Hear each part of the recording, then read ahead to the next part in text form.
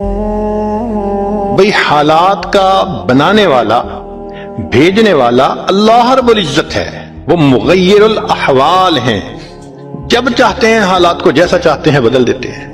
تو یہ تو حکم پروردگار کا ہوگا تب بدلیں گے۔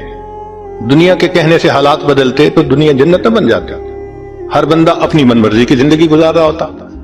تو ایک ترتیب ہے اللہ رب العزت کے ہاں، چنانچہ ہمارے مشائخ نے 4 باتیں کہی ہیں، لوہے کی لکیریں، جب آزمائیں گے ان باتوں کو کھرا پائیں گے۔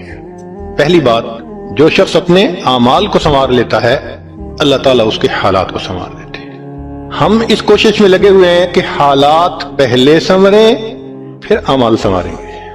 آپ بات کریں دوست سے، بھئی آپ مسجد میں نظر نہیں آتے، کچھ کاروباری حالات ٹھیک نہیں، ٹھیک ہو گئے تو میں مسجد میں آؤں گا۔ یعنی ہم چاہتے ہیں حالات پہلے ٹھیک ہوں، اعمال بعد میں ٹھیک ہوں گے۔ کیسے ترتیب الٹ سکتے ہیں؟ چنانچہ جسے دیکھ